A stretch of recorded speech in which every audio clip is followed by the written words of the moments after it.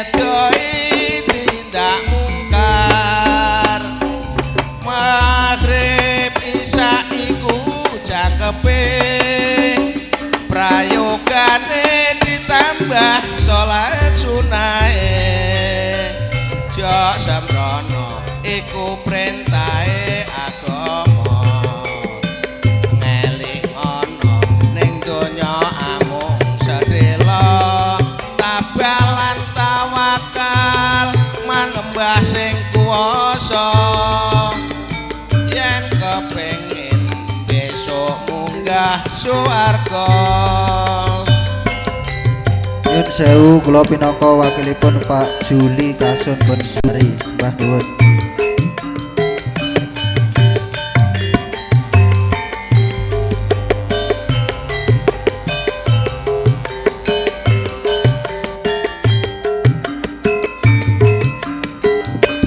Nyun sewu kula pinangkani pamundhutipun Bapak Carik saking Boyong semanten matur nuwun.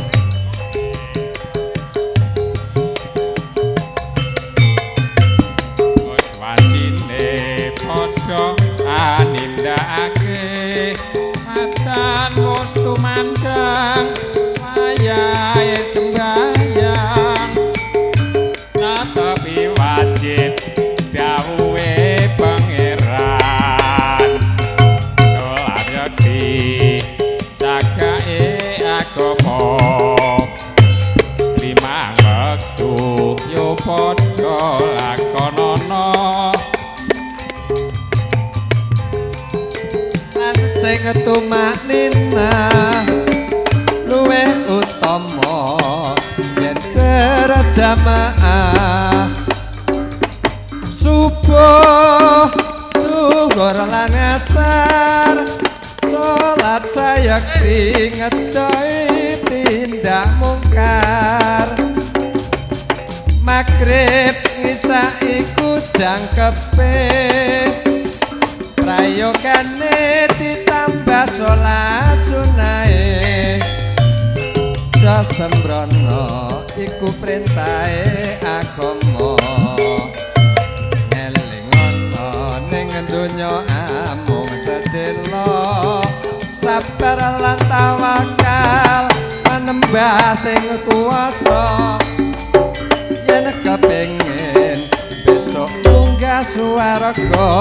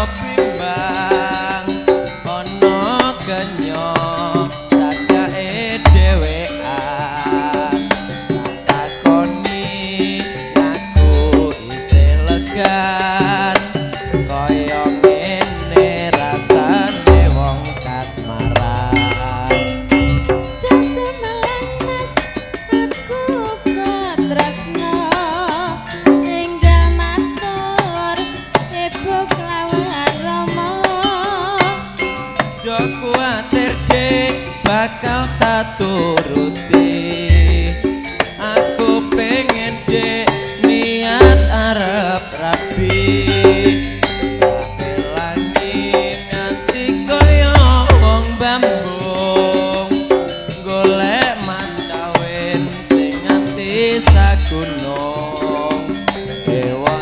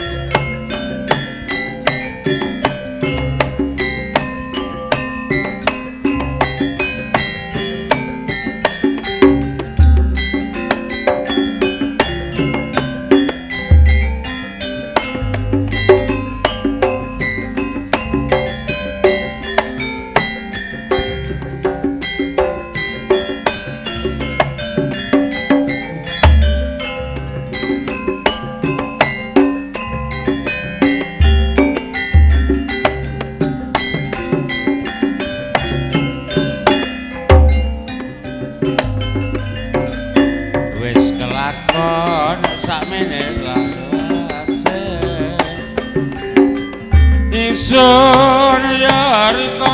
etani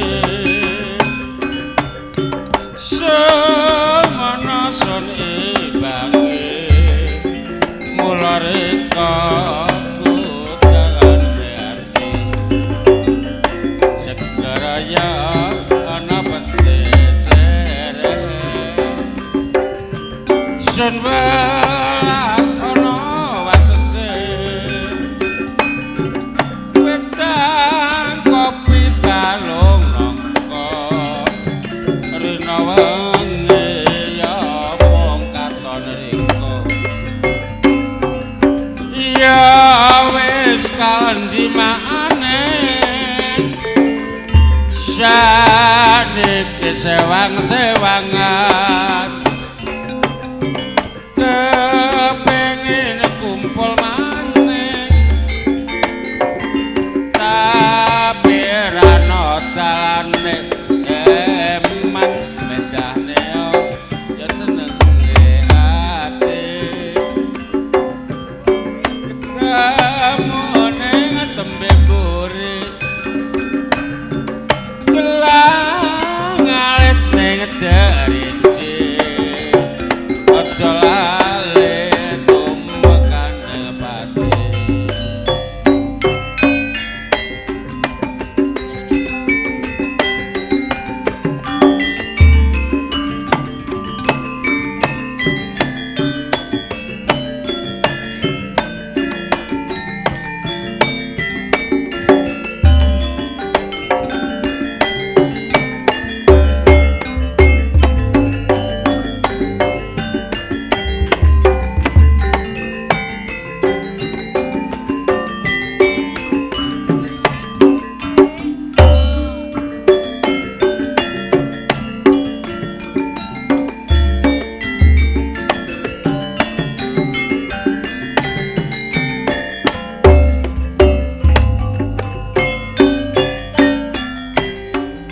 ampon kaprah le pengguring mejura ngerap sape seorang dale tangga manusia penaka menjeleng majengan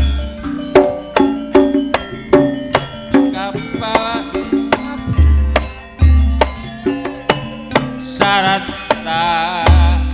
abunta anate